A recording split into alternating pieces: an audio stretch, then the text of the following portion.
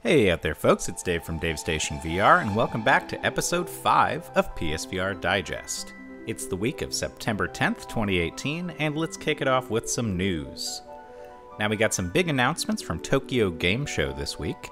First one that I think is going to be at top of the list for everybody is Kingdom Hearts VR Experience.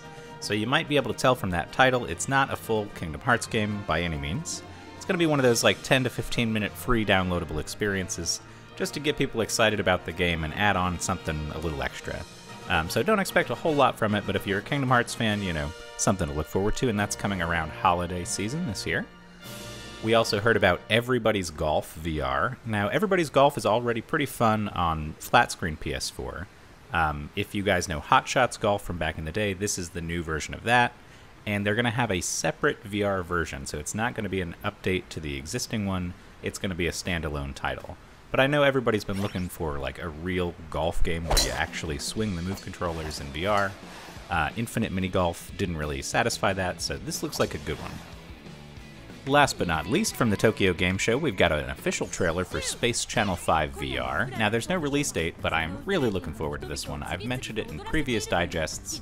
I've just been waiting for Sega to hop in on VR, and I love Space Channel 5.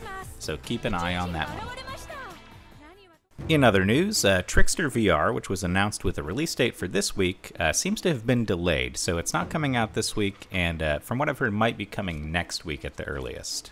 This one you may have noticed already if you turned on your PS4 today, but we got a new update to the operating system and the PSVR firmware, although it's a little bit unclear what exactly has been improved. It seems like just kind of general bug fixes, but always good to get a patch.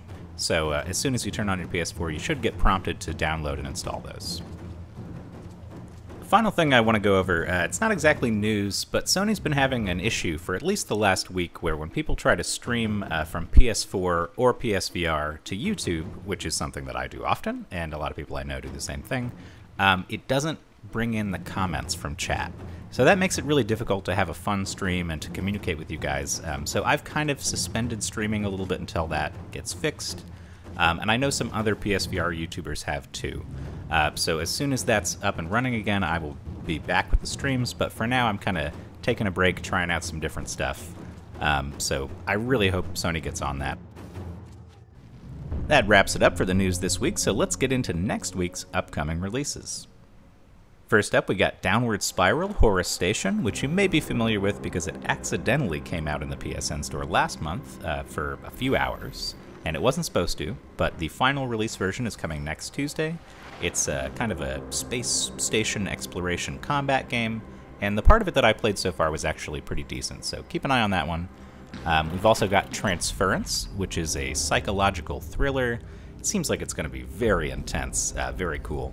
And it's the first game from Elijah Wood's VR game development company. Next up is Blind, which is a puzzle horror game where you're a character who's lost their vision, and the only way you can interact with or see the world around you is by making noise and kind of echolocating. As you make sounds, it sort of shows the room around you, and it's a pretty cool concept. I actually do have a copy of this one already, but I can't say anything until next Tuesday, because I'm under an embargo, but I'll have a full review next week. Then we've got Unearthing Mars 2, the sequel to Unearthing Mars 1, which is not everybody's favorite game, I'll tell you that. It's a weird little game.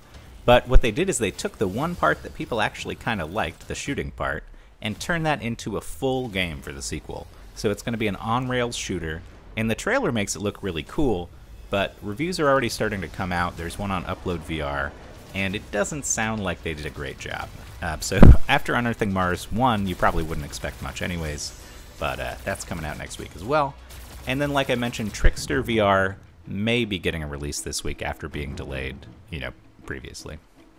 Before we get into the review wrap-up for this week, let's spice things up a little bit with a surprise Apex Construct giveaway. That's right, the code's on the screen right now. Get to the PSN store, go fast, type it in. You might be the first one. But if you are the first one, please do me and everybody else a favor and leave a comment on this video saying that you redeemed it successfully. It's lame to think that you might be the first one and, somebody got it 2 hours ago. So just let us know, but congrats to whoever wins, and enjoy. With that out of the way, let's review some games. First one is Neonwall. Now, this is a Tron-style puzzle game that's based on switching colors and manipulating the environment around you to get through hazards and solve puzzles and basically make it from point A to point B with this little colored ball that you have. It's different from most puzzle games on PSVR, though, because it feels almost like a platformer. It requires a lot of coordination and quick timing to get through the later levels, and it reminded me of the kind of difficulty that you get in a game like Donkey Kong Country or like Celeste, for a more recent example, where you're replaying certain segments over and over just to get the timing right. So it's not frustrating due to those kind of puzzle moments where you're just stuck and you don't know what to do. It's more about, juggling the controls in the right way and timing everything out so that you make it through. You've also got a limited number of lives, and there's checkpoints, and there's kind of a game over thing where you start back at the beginning of the stage.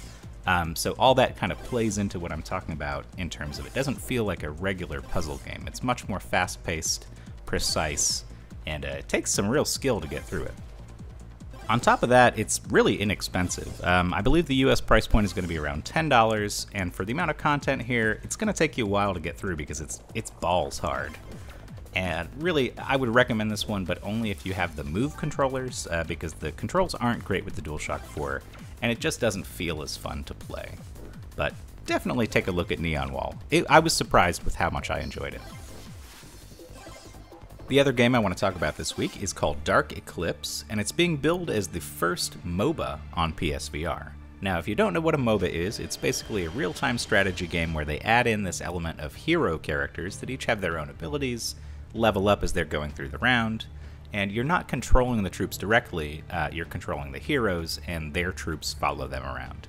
So it's a little bit different from your standard StarCraft or whatever, but I think you'll be able to get the hang of it. It is a free beta available right now, but only for the Europe region and I think Australia. Sony sent out a code, which is on screen right now, and if you're in one of those regions, anybody can use it, go crazy, download it now, and play it. But if you're in the rest of the world, I think we're going to have to wait for this one, although I think it will still be free to play when it drops. Now, I want to start out with the control scheme here, which is you can play on DualShock or the Moves, and either way I didn't really love it. But it's much better on the Moves. There's a really strange way of moving around the map. You have to basically grab and pull yourself forward, and there's no way to rotate the view.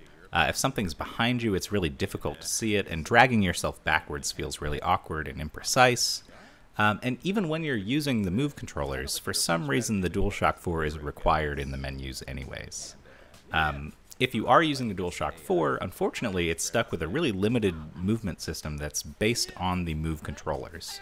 So even though you have two analog sticks that would let you move around the world and turn and get different angles and stuff, that's not going to happen because they took the Move controller scheme and basically just planted it on a DS4, and it doesn't give you any additional abilities. So that's kind of unfortunate. This seems like a game that would have done a lot better with the option to play on DS4 with its own control scheme, because it feels awkward in either configuration. I did like the art design overall. It looks pretty polished, and there's a number of heroes that have some pretty cool, character designs and solid Japanese voice acting for some of them. So it looks like a pretty well put together product. The only thing is I'm not sure how deep it's going to be. There doesn't seem to be a whole lot of potential for strategy here because the commands are all very simple. You can tell your hero to go to this area, and if somebody's nearby, they'll just automatically attack. You can say, mine this tree and get me some wood or whatever, build a tower, but that's pretty much it. There's not a whole lot to do on the battlefield, except for move your troops around. So it feels like the strategy may be pretty shallow when it comes out, but maybe they'll add more before launch. The other thing is that AI matches are really difficult for new players, and there is no difficulty setting, but since it's a pre-release beta, there's not that many people online. And a MOBA game like this really needs a deep online community, just really isn't there right now. So you're stuck playing against AI who will just kill you, and it's not even fun.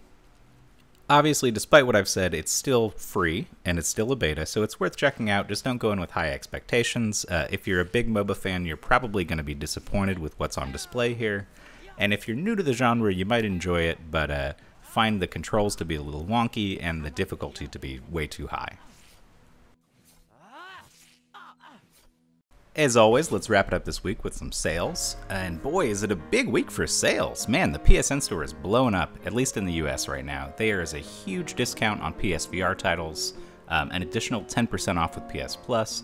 But if you look through this list, it's crazy. Some of the best games we've got on PSVR: Dirt Rally, Super Hot, Eve Valkyrie, Ultra Wings, Thumper, Invisible Hours. I could go on. There are just so many good games on here. So if there's anything you've been curious about or just kind of waiting to pull the trigger on, they're not going to get much cheaper than this. So hop in there, fill your card up, and enjoy, because this is a really, really good sale.